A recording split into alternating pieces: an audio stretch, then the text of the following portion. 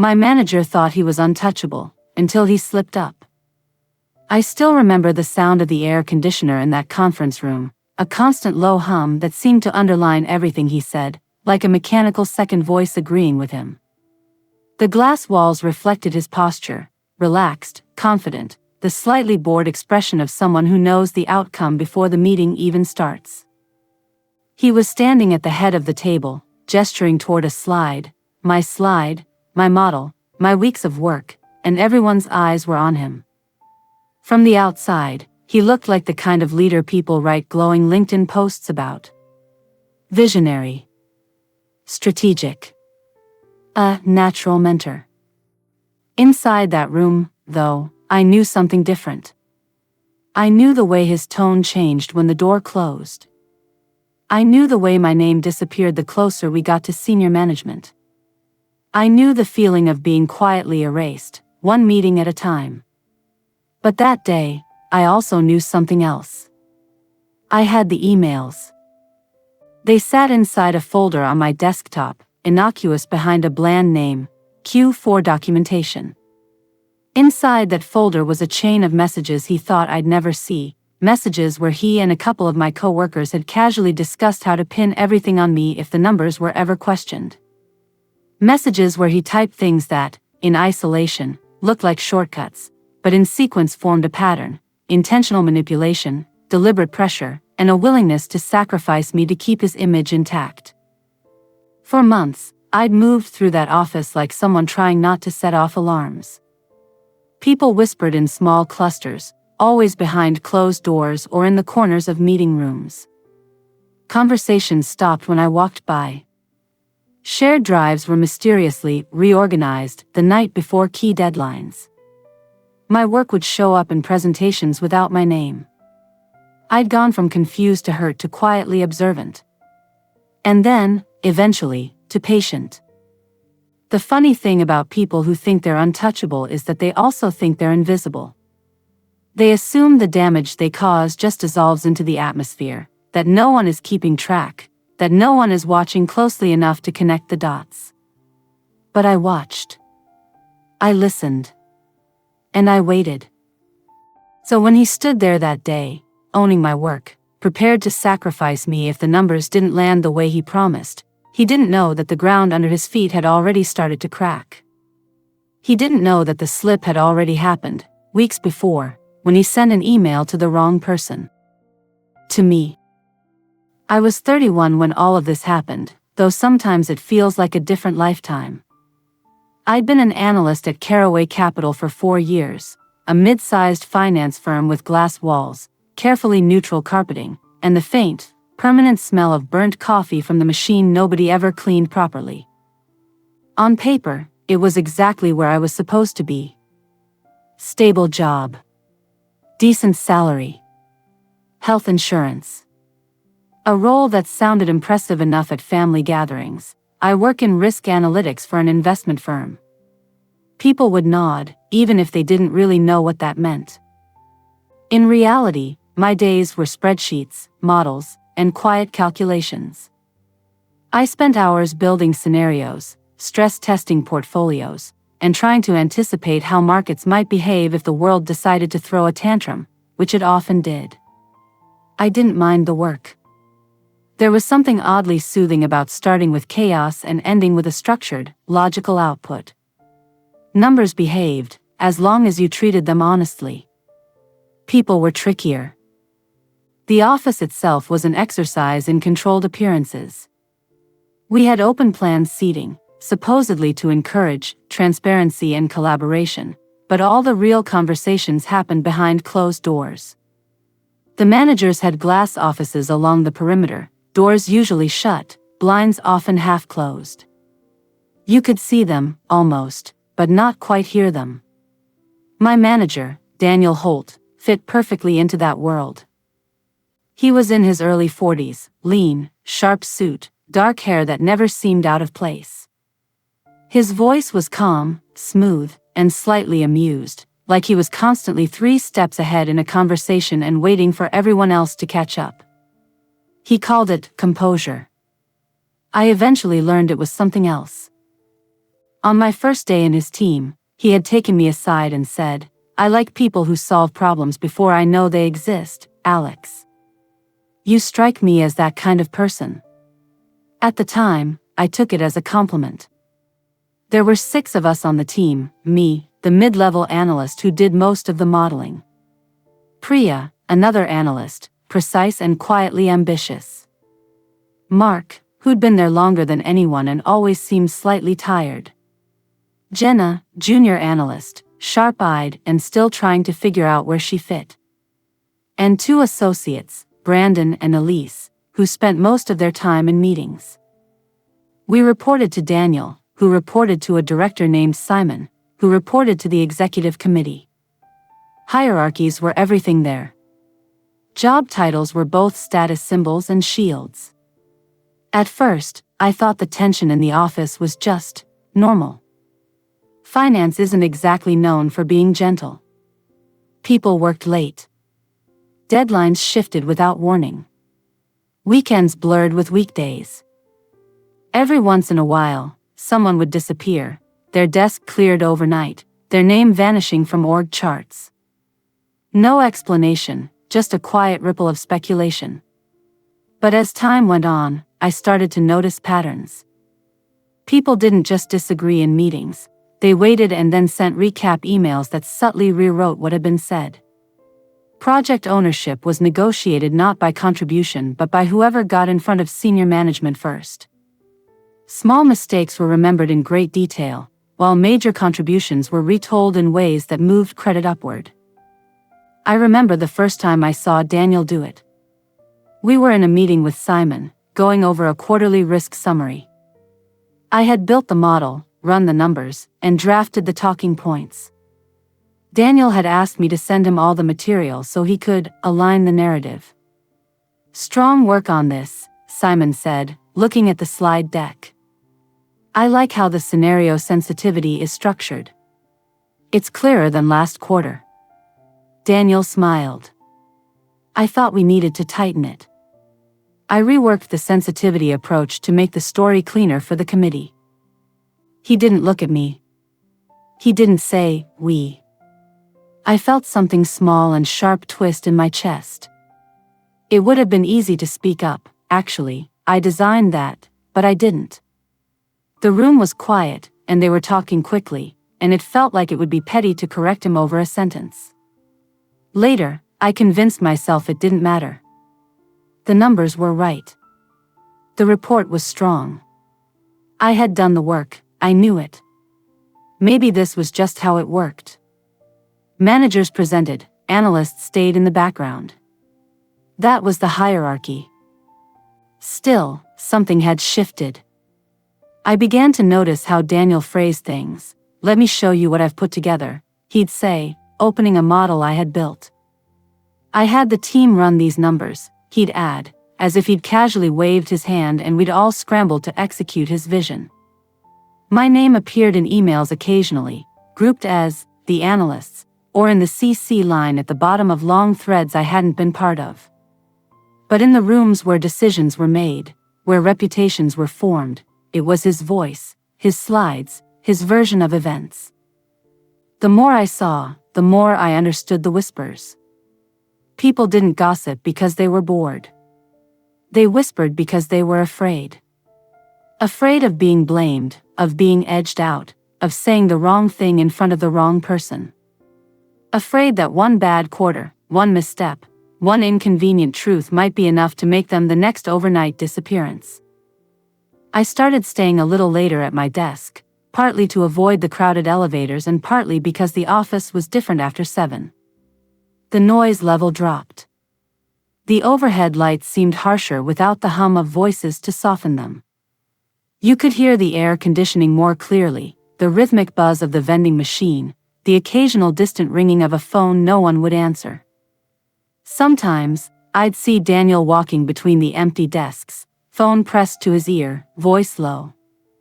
His shoes were always polished enough that they reflected the light, small glints of silver moving across the gray carpet.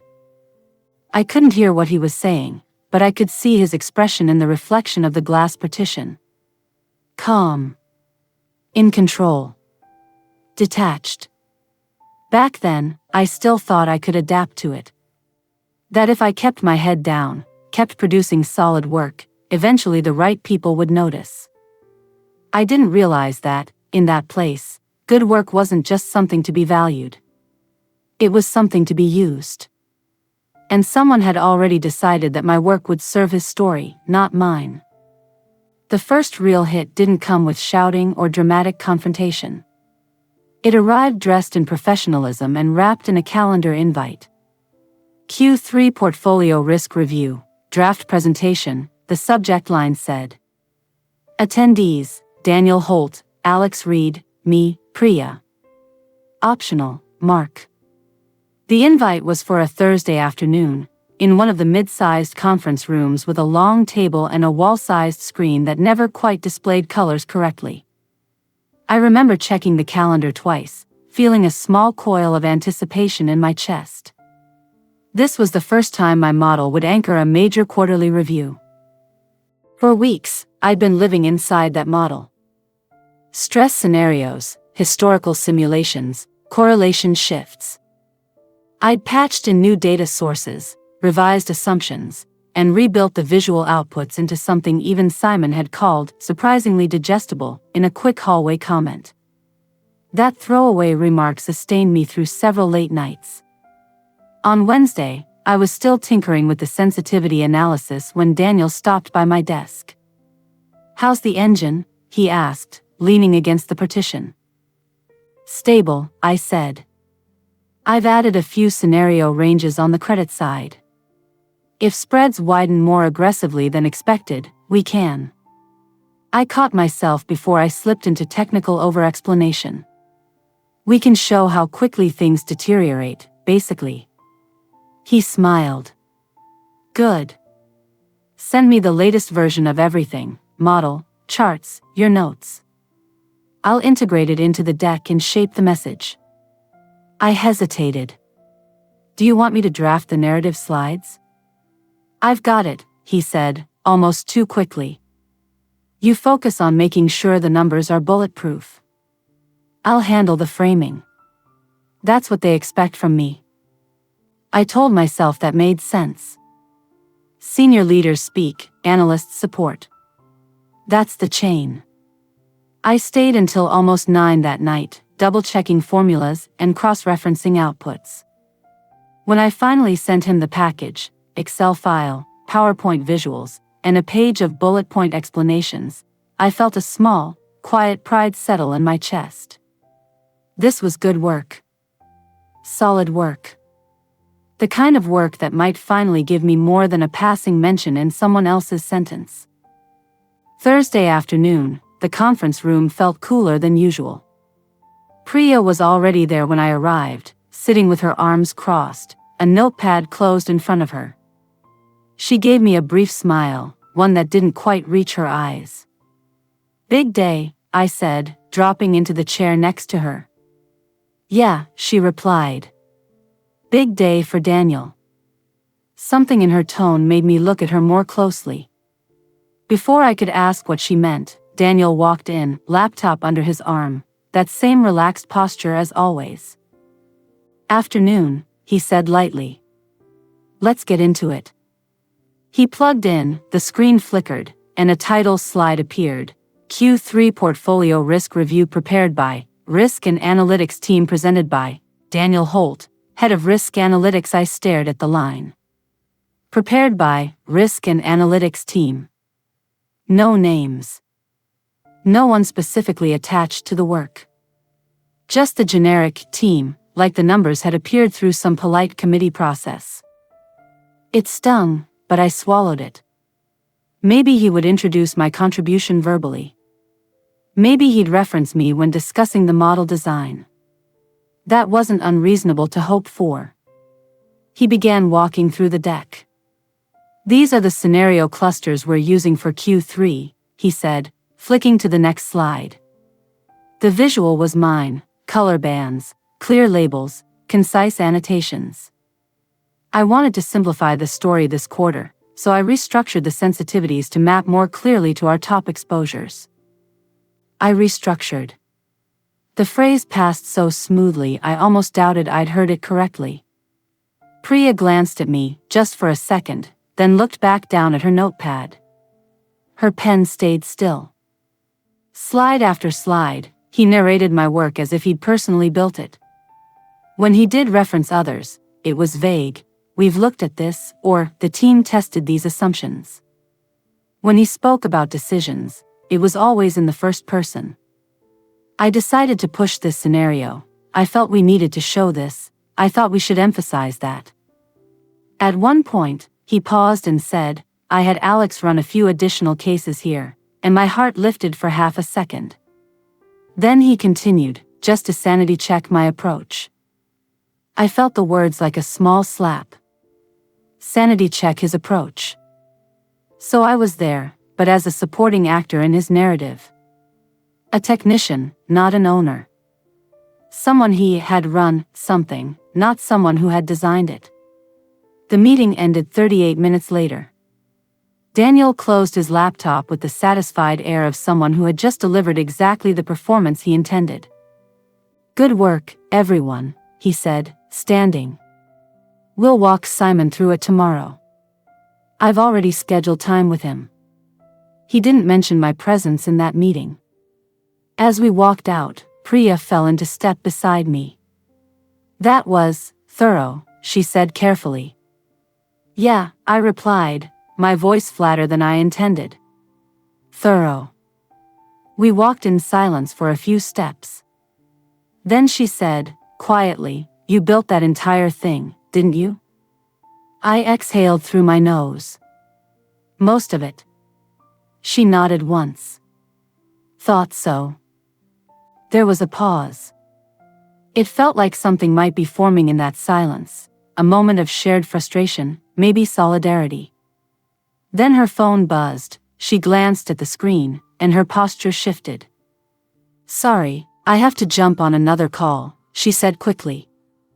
"Catch you later." I watched her walk away, feeling weirdly exposed, like I'd just said something I shouldn't have, even though I'd barely said anything at all. I went back to my desk and opened my email.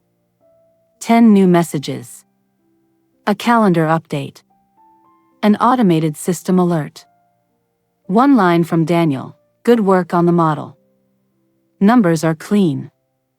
This will land well." I read it 3 times. It felt like someone patting me on the head. Later that week, the company sent out a quarterly highlights internal newsletter. There was a section about enhanced risk reporting and improved scenario analysis. Simon was quoted, praising Daniel's leadership in reframing how we understand portfolio risk. No mention of anyone else. I showed the newsletter to a friend outside the company that weekend. "So," he said, "this happens everywhere.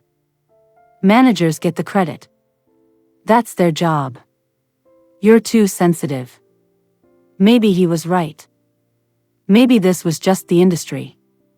But the thing that lodged itself in my mind wasn't just the missing credit.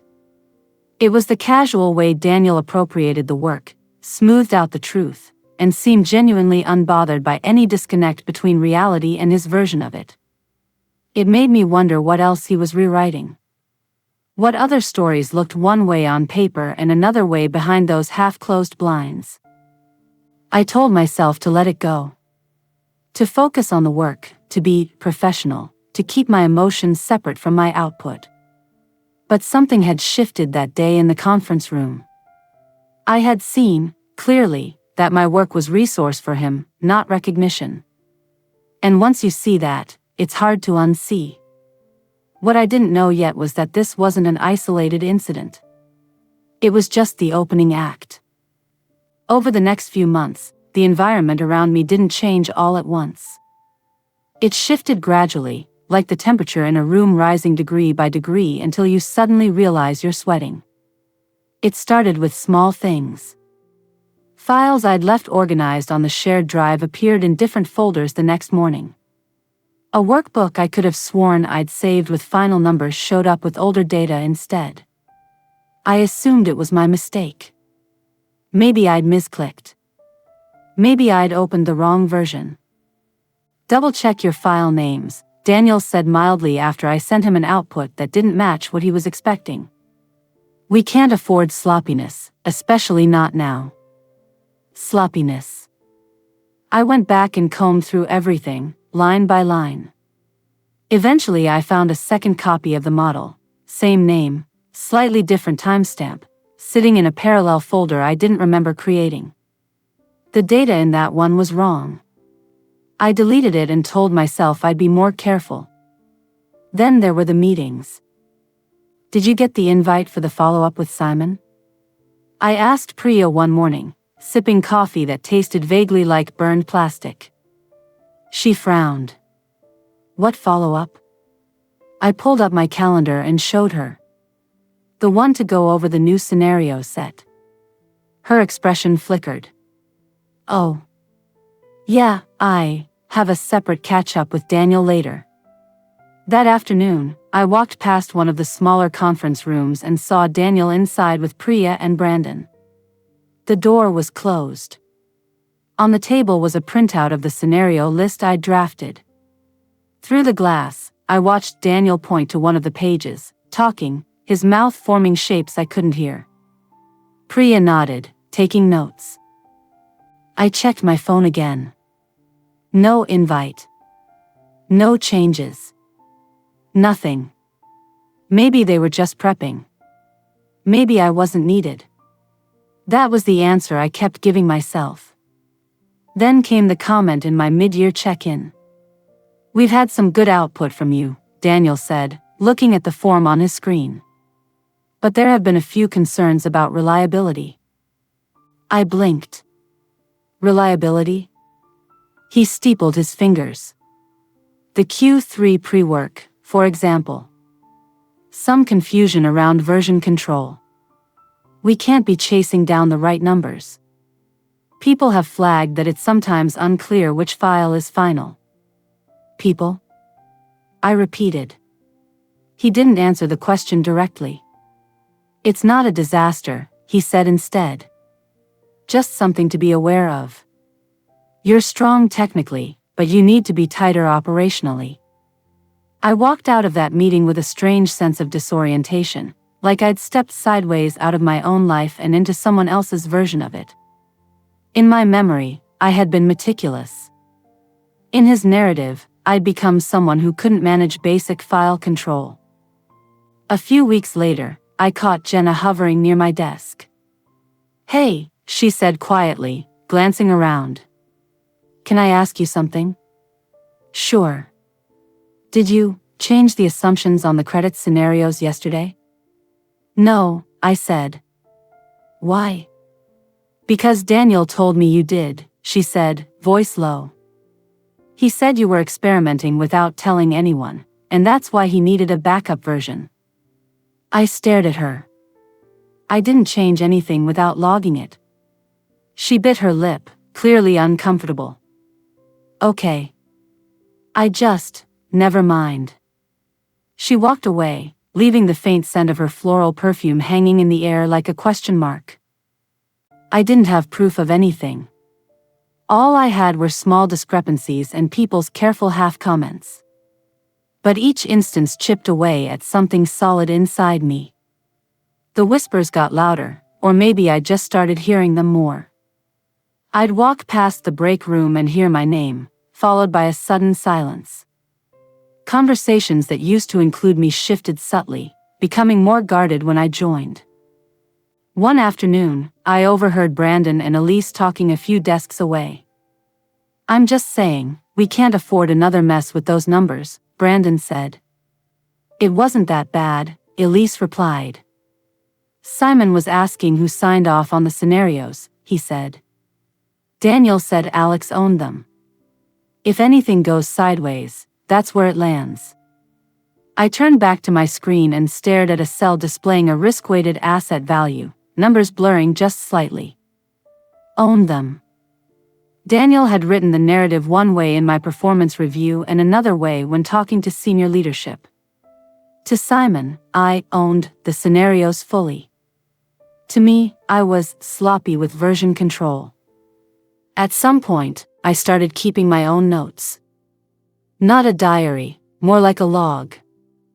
I opened a private document on my personal laptop at home and began jotting down dates, comments, little things. Q3 review, Daniel said. I restructured the sensitivities. File duplication, wrong data. Folder misplacement. Mid-year review, concerns about reliability. Jenna said Daniel told her I changed assumptions without telling anyone. It wasn't that I had a plan. I just needed a place where my version of events existed, in case I started to doubt it. Then the sabotage became less subtle. On a Monday morning, I came in early to finalize a reporting pack due by noon. I opened the model and watched in confusion as error messages bloomed across the sheet, #REF. Replacing neatly calculated outputs, links broken, macros no longer functioning. My stomach dropped. I hadn't touched the file since Friday afternoon. I went to the version history. The file had been modified on Sunday at 7:42 p.m. by P.Prasad, Priya's user ID. I sat very still, staring at the timestamp. She didn't work weekends as far as I knew. Neither did I, not anymore. After enough late nights, I'd drawn a line for myself. If it's not flagged as urgent, it waits. I hadn't received any weekend messages about this file. I walked over to her desk when she arrived. "Hey," I said, trying to keep my tone neutral. "Did you change something in the reporting model yesterday?" She looked up, startled. "Yesterday? No. I wasn't online." "There's a Sunday timestamp with your ID," I said carefully. Color rose in her cheeks. "Then it's a system glitch," she said quickly. "Or maybe IT was doing something." "Why?" "The model's broken," I said. "Links are corrupted." She frowned. "Well, you were the last one using it on Friday, right?" "Yes, but maybe qualcosa non si a salvato bene," she suggested, her voice a little too light. "Look, I've got a call now. Can we talk later?" She picked up her headset and turned away, the universal office signal for conversation over. I went back to my desk, reopened the file, and started patching. The work that should have taken me 2 hours took 5. I barely made the deadline. At 12:06 p.m., Daniel called. "You cut it close," he said. Compliance was asking where the package was. "The model was corrupted," I said. "There was a modification on Sunday, Alex." His voice sharpened just a fraction. "We can't keep having these operational issues. It doesn't look good." I hung up the phone and stared at the wall. For the first time, a thought formed clearly in my mind: this isn't an accident. It was an uncomfortable thought, because it required me to consider that people I worked with every day, people I sat next to, joked with, shared elevator rides and bad coffee with, might be intentionally making my work harder. Might be feeding a narrative about me that I'd never agreed to participate in. The idea felt paranoid, and yet, the pieces didn't fit any other way. The final push came during a call with HR. "I just wanted to touch base," the HR representative, Melissa, said, her tone neutral and polished. "Daniel mentioned some concerns about your engagement lately." "Engagement?" I repeated. "Yes. There's been some feedback that you seem frustrated. Less collaborative. There have been a few instances where teammates felt you weren't receptive to input." I almost laughed. "Who said that?" "I can't share specifics," she replied smoothly. "This is more of a general check-in. We just want to make sure everything's okay." Everything was not okay. I sat there, listening to her say words like perception and team dynamics, and realized that the ground had quietly shifted. I was no longer just someone whose work was being appropriated. I was becoming a problem to be managed. After the call, I walked down to the lobby just to stand outside for a moment. The air smelled different out there, exhaust fumes, faint traces of food from a nearby cart, the sharper edge of cold weather creeping in. Inside, everything was climate-controlled, filtered, scrubbed. I watched people hurry in and out of the revolving doors, badges swinging. No one looked like a villain. They looked like professionals with meetings to attend and emails to send. When I went back upstairs, my inbox pinged with a new message from Daniel. Quick chat at 4. Want to align on some feedback themes. Feedback themes. I knew what that meant. The narrative was consolidating. Someone had to be the weak link, and I'd been gently, systematically positioned for the role. But what I also knew, quietly, at the edge of all that anxiety, was that stories can be told more than one way. Numbers, once recorded, don't forget. Systems leave traces. Emails don't evaporate just because people stop talking about them. I didn't have a plan yet. But I was done pretending not to see what was happening. The next move, though, wouldn't come from me. It would come from a mistake. His mistake. The email arrived on a Wednesday afternoon, in the dead zone between lunch and the day's second wind. My inbox was a familiar kind of chaos: alerts, requests, dashboards, people asking for updates they'd already received. In the middle of all that noise, a subject line caught my eye: positioning Alex's role going forward. My stomach tightened. The message was marked as having been forwarded to me. The original recipient list was a small cluster of familiar names: Daniel Holt, Brandon Lee, Priya Prasad, Elise Warren. The sender, Brandon. The time stamp, 1:13 p.m. The forward indicator, to Alex Reed. I clicked. At the top was a single line from Brandon: sorry, meant to send this to Daniel. Ignore. Below that, the thread. Daniel's original email sat at the bottom, like the source of a river, from Holt, Daniel to Lee, Brandon, Prasad, Priya, Warren, Elise. Subject: positioning Alex's role going forward. Team: as we continue to raise the profile of our reporting, we need to think strategically about who sits where. Alex is technically solid but lacks the flexibility we need at the senior level. I'd like to keep him closer to the engine room while elevating the client-facing narrative through our group. In practice, this means he continues to do the heavy lifting on the models. We take on more of the framing and communication upstream. If there are any issues with timing/accuracy, they can sit at his level.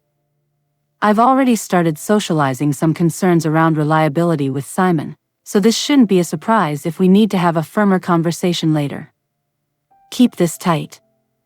I read that line twice. If there are any issues with timing/accuracy, they can sit at his level. Above it, Priya had replied, understood. Happy to support on the narrative side. Elise, got it. We'll route any questions from ops/compliance through you so the story is consistent. Brandon, makes sense. We should also think about how to document any misses so there's a clear trail if this escalates. And then, the message to all of them from Daniel, 3 days later. Quick note that the reporting delay on Monday has already raised some eyebrows with compliance. I positioned it as another example of Alex struggling with execution while we're trying to move faster as a function. If anyone is asked, please reinforce that this has been a pattern. We don't need to exaggerate, just align on the narrative. Align on the narrative. The phrase made my skin go cold. At the top was Brandon's accidental forward to me, timestamped just minutes before. Sorry, meant to send this to Daniel. Ignore. I sat very still, feeling my heartbeat in the back of my throat. The office around me hummed with its usual background noise: keyboard taps, muffled conversations, the faint whir of the printer. Someone laughed 2 rows over. I reread the thread, this time slower, letting each sentence settle. They weren't just passively benefiting from my work. They were actively coordinating how to use my mistakes, real or engineered, as proof of a narrative they'd decided on in advance. A narrative Daniel had already socialized with his own manager. In that moment, something inside me stopped shifting and locked into place. There it was. In writing. This wasn't a vague sense of unfairness or a collection of small slights. This was explicit. The intention was clear: use my work. Keep me away from the rooms that mattered. Let any problems sit at my level. A line on the story so that, if it escalated, everyone said the same thing. I resisted the urge to stand up and confront someone immediately. The instinct was strong: march to Daniel's glass office, wave the email on my screen, demand an explanation. Instead, I took a slow breath. Just /Q4/notes/internal inside, I saved the email thread as a PDF, positioning _Alex_roll_forwarded.pdf. I didn't respond to Brandon. I didn't acknowledge the message at all. For the rest of the afternoon, I went through the motions, responded to requests, updated a couple of models, attended a brief check-in with Daniel where he was his usual measured self. Simon liked the direction of the scenarios, he said. Keep refining the detail, but don't get lost in the weeds. We need agility, not perfection. I nodded, the word agility bouncing against the phrase from his email. If there are any issues with timing/accuracy, they can sit at his level. Once I had the email thread, the way I looked at everything shifted. It was like seeing the grid lines appear on a map I'd been walking through blind. The next twist came not from their malice, but from their carelessness. A week after the misdirected email, Daniel asked me to adjust a set of assumptions in the main portfolio model. Regulatory is getting nervous about the more severe scenarios, he said, closing the door to his office behind me. The blinds were half closed, the room lit by the soft yellow of his desk lamp rather than the harsh overhead fluorescence. They're worried it might spook the committee if we look too pessimistic. I nodded slowly. Okay. What do you want to change? Just compress the downside a bit, he said. We're not saying those scenarios can't happen, we're just thinking about probabilities. Right now, it looks like we're expecting disaster every quarter. That's what the stress test is for, I said carefully. To show what happens if things go wrong. Yes, but we also have to be practical, he replied. Look, just reduce the shock magnitude on the credit side by, say, 20%. It'll still look conservative, but less apocalyptic. And smooth the tail a little. We don't need a spike that invites questions. I hesitated. Should we document that adjustment somewhere? Of course, he said quickly. Just note it in your working file. No need to put it front and center in the deck. I watched him for a moment. So, keep the original scenarios, but change the ones we show? He gave me the kind of patient smile people use on stubborn children. Alex, this is part of the job. We're not lying, we're prioritizing which version of the truth is most useful right now. Everyone does it. Everyone does it. I'd heard that phrase before, in other contexts. Mostly when someone wanted you to ignore the part of your brain that said, this is off. Okay, I said, keeping my voice neutral. Can you send me an email with the specific instructions? Just so I make sure I don't misinterpret anything. He looked faintly annoyed for a heartbeat, then smoothed it over. Fine. I'll write something up. But keep it simple. An hour later, the email arrived, from Holt, Daniel to Read, Alex subject, scenario tweaks Alex, as discussed, please, reduce the downside credit shocks by 20% versus current. Smooth the extreme tail so the outputs don't show a disproportionate spike in capital needs. Keep the original configurations in your working file in case we need them, but they shouldn't be in the main pack. No need to over-explain this in any documentation. Just make sure the numbers we present are coherent and don't invite unnecessary debate. I stared at the last line. No need to over-explain this in any documentation.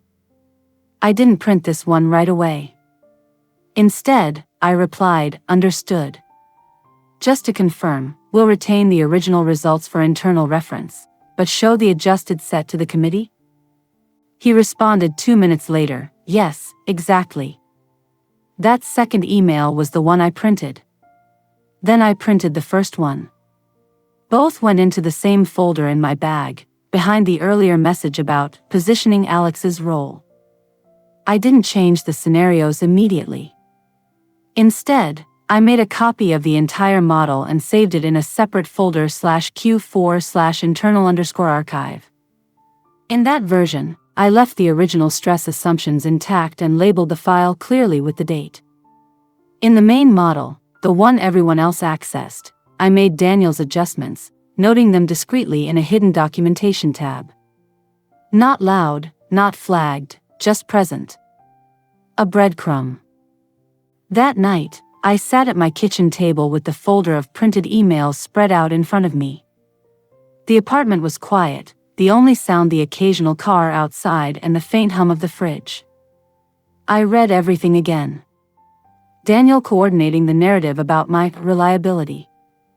Him instructing others to let timing/accuracy issues sit at my level. Now, him telling me to soften stress scenarios and not over-explain the change. Individually, these emails could be rationalized.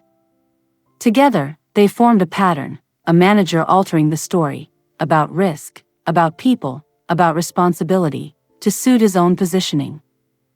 This was bigger than my hurt feelings. This was about how we represented risk to the people making decisions with other people's money. I realized then that what I had wasn't just leverage for self-defense. It was potential evidence. I didn't want revenge in the cinematic sense. I wasn't fantasizing about dramatic confrontations or public takedowns.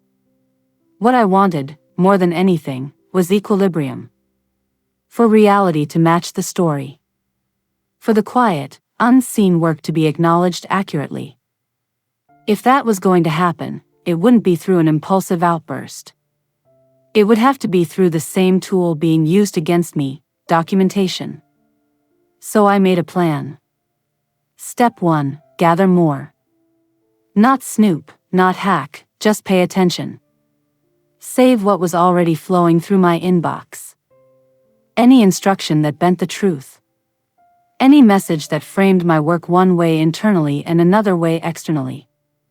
Step 2, protect the originals. Archive versions of models that showed what the numbers looked like before the narrative adjustments. Store them somewhere safe but legitimate, within the system, but in places hard to casually alter. Step 3, find the right channel. Not a shouting match in an office. Not a vague complaint to HR, who had already shown where their loyalties leaned. Something formal. Something recorded. At work, we had an ethics and compliance hotline that everyone joked about during training. An anonymous reporting system, theoretically for raising concerns about misconduct. Most people treated it like a checkbox on onboarding slides. Suddenly, it didn't feel hypothetical. I spent a few days just observing. Daniel grew a little more relaxed as he saw no immediate reaction to his misdirected email. Priya and Brandon acted as if nothing had happened. In meetings, the dynamic remained the same, my models, his voice. But now, when he explained things, I heard the gaps more clearly. We're taking a prudent but not alarmist view of stress, he said in one prep session, sliding past the adjusted scenarios. Our analysts sometimes struggle with volume, he told Simon in a one-on-one I was partially looped into, but I'm working closely with them to raise the bar. I watched him talk and felt strangely detached, like I was observing a case study. The final piece of my plan came together when I saw the timing of the next risk committee meeting. It was scheduled for late Q4, a session that would rely heavily on our revised scenarios. The same scenarios Daniel had told me to soften. If anything was going to break open, it would be there. And I intended to be ready. The day of the risk committee meeting, the office felt sharper around the edges. People walked a little faster, spoke a little more quietly. The air in the elevator was thick with cologne and anxiety. I arrived early, not because I needed extra time. The models were done, the deck finalized, but because I wanted a moment to sit in the empty conference room. To feel the space before it filled with people and expectations. The room was large, with floor-to-ceiling windows on one side and glass walls on the other three. The table was long, dark wood, polished enough to reflect the ceiling lights. At one end, a screen waited for the presentation. At the other, a silver carafe of coffee and a neat row of cups stood like props. I set up my laptop at the small side table, where analysts usually sat, close enough to plug in, far enough from the main conversation that you could be physically present and practically invisible. As people arrived, the room filled with the muted sounds of professional small talk. Chairs scraped. Laptops opened. Papers rustled. Simon came in, nodding to a few of the committee members. He wore his usual expression of controlled attention, the look of someone whose time was expensive. Daniel entered last, as he often did, carrying his laptop like a briefcase. He spotted me, gave a brief nod, and took his place at the head of the table. "Let's get started," Simon said. Daniel launched into the deck. To frame the conversation, he began, "We've refined our stress scenarios this quarter to focus on the most plausible yet still conservative outcomes. My team, particularly Alex, who's been running the models, has done a lot of work to make sure these numbers are robust." I almost flinched. It was one of the few times he'd used my name in a room like this. It sounded tactical, like a shield. He walked through the macro assumptions, the baseline projections, the plausible but manageable stress tests. The adjusted downside scenarios glowed on the screen, their smoothed tails looking more polite than the uglier version I'd archived. As he spoke, I watched the committee members. Some nodded, some frowned, some took notes. Occasionally, they asked questions. Daniel handled them easily, his voice steady, his narrative coherent. Midway through, one of the external advisors, a woman named Elena from compliance who'd recently been assigned to attend these sessions, raised her hand slightly. "Can you talk a bit more about the construction of that severe scenario?" she asked. "The downside credit one. What's the calibration based on?" Daniel nodded smoothly. "We anchored it to historical worst cases but adjusted for current market resilience. We felt the original configuration overstated the probability of a clustered shock." Elena tilted her head. "We? My team and I," he said. "We discussed it, and ultimately I decided we needed to strike a balance between theoretical worst case and operational realism." I watched her pen pause above her notebook. "And the original configuration?" she asked. "Is that documented anywhere?" "Yes," Daniel said quickly. "In working files. But the one we're presenting is the one we stand behind." The meeting moved on. We got to the section on capital impact under stress. Numbers appeared on the screen, tidy and contained. The worst-case losses looked significant but survivable. The kind of scenario that says, "We've thought about risk," without actually making anyone too uncomfortable. Overall, Daniel concluded, "We're confident that our positions are resilient under a broad range of conditions. There are always tail risks, but we believe this captures a realistic spectrum." Simon nodded. "Looks solid." He was about to move on when Elena spoke again. "One more question," she said. "Given recent regulatory scrutiny, I'd like to understand the documentation around how these scenarios evolved. Particularly the decision to soften the extremes. The room cooled by a few degrees. Daniel smiled, the kind of smile that had smoothed over a lot of questions in the past. "Happy to walk you through it offline," he said. "We don't need to get bogged down in technicalities here." I felt the moment stretching. This was the point where, in previous months, would have stayed silent. Told myself it wasn't my place. Instead, I spoke. "We have both versions on file," I said, my voice calm.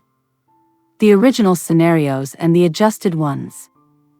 There's also email documentation outlining the specific instructions to reduce the magnitude of the shocks and keep the original set out of the main pack." The room went very still. All eyes turned toward me. Daniel's head snapped in my direction, his expression briefly unguarded, surprise, then something harder. "Alex," he said. "We don't need to," Elena interrupted, her gaze moving between us. "You have that documentation?" "Yes," I said evenly. I archived the original model assumptions in a separate file and retained the emails. "I can share them with compliance." Simon's expression had shifted, subtle but unmistakable. The relaxed neutrality was gone. What replaced it was sharper, more assessing. "Daniel," he said quietly. Daniel's smile didn't quite hold. "This is being dramatized," he said. "We refine scenarios all the time." I asked Alex to calibrate the stress so it wouldn't distract from the main discussion. "That's normal." "What did you mean by, keep the original configurations in your working file but they shouldn't be in the main pack?" Elena asked. "Was that about clarity or about optics?" "It was about clarity," Daniel said. "Look, we can provide the full range if needed. This is really a non-issue being exaggerated." I reached into my bag and took out the folder. My movements felt strangely slow, deliberate. I slid a couple of printed pages across the table toward Elena. "These are the emails," I said. "There's also another thread you might want to see, about how issues with timing and accuracy should sit at my level, and how certain concerns have been socialized in advance." It references this reporting cycle. Brandon shifted in his seat. Priya looked down at her notes as if they were suddenly fascinating. Elena read the top of the page, her eyes moving quickly. She flipped to the second sheet, then the third. Simon watched her, his jaw tight. "Is there something I should be aware of?" She didn't answer immediately. Instead, she looked up, first at me, then at Daniel. "I'd like to review these emails in full," she said. "And see the original stress model. We may need to pause on signing off the scenario framework until we understand how the adjustments were made and documented." "That's an overreaction," Daniel said, a thread of impatience slipping into his voice. "We're getting lost in process. My team trusts me to set the right boundaries. This is what leadership looks like." "Leadership," Elena said calmly, "also looks like transparency." The meeting didn't explode. No one shouted. No one slammed their hands on the table. Instead, it wound down under a different kind of tension. Simon ended it with a clipped, "We'll reconvene once compliance has reviewed the underlying documentation." People gathered their things in an uncharacteristic silence. As they left, a few glanced at me with looks I couldn't quite interpret. Curiosity? Annoyance? Something else? When the room was nearly empty, Daniel approached me. "What was that?" he asked quietly, his voice low enough that only I could hear. I answered a question, I replied. "You blindsided me," he said. "In front of the committee." "No," I said. "I made sure everyone had the same information." For a moment, I thought he might actually raise his voice. Instead, he inhaled slowly, reinserting that practiced calm. "You've misread this entire situation," he said. "And you've made a serious mistake." I met his eyes. "Maybe," I said. We'll see. He stared at me, something calculating and unsettled flickering behind his expression. Then he turned and walked out, shoulders stiff. I stayed in the empty conference room a moment longer, listening to the fading footsteps, the distant echo of office noise. I didn't feel triumphant. I felt steady. A story had been told about me for months, whispered in emails and closed-door conversations. That day, I'd started telling another one. Not with grand speeches. Just with facts. And now, the people who had the power to decide what happened next had those facts in their hands. It didn't resolve overnight. Companies rarely move quickly when the problem they're facing isn't an external scandal but something quieter, an internal misalignment between the story they tell about themselves and what's actually happening in their meeting rooms. In the weeks that followed, compliance interviewed me twice. The conversations were methodical, almost clinical. They asked about timelines, instructions, documentation. They reviewed the archived models, compared the scenarios, traced the evolution of the numbers. They also, quietly, spoke to others. I don't know exactly what was said in those rooms, but I started noticing small changes. Brandon became less talkative. Priya avoided eye contact.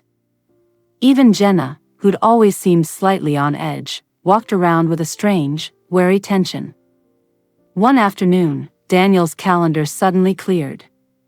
His office door stayed shut all day, blinds fully closed for once. The next morning, he didn't come in.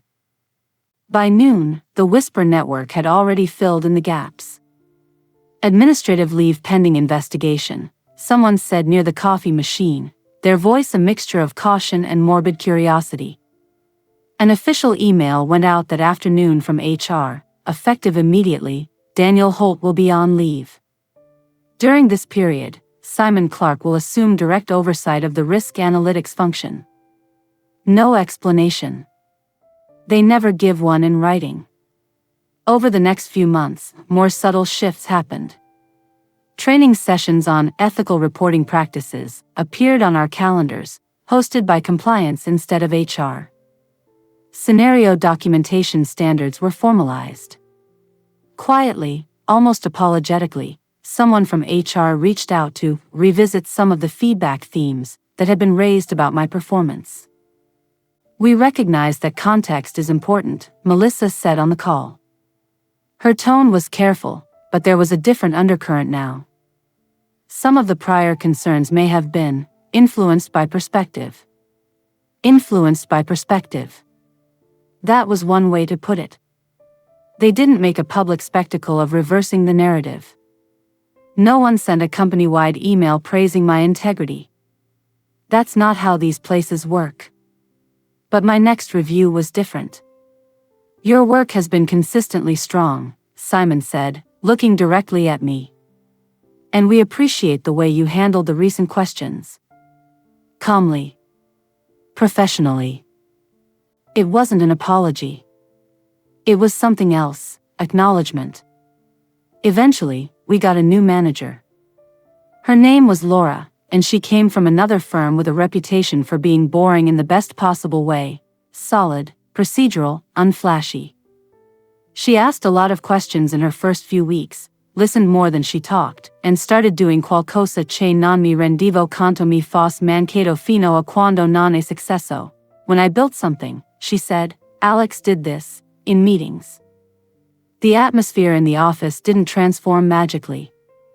There were still politics, still people whispering behind closed doors.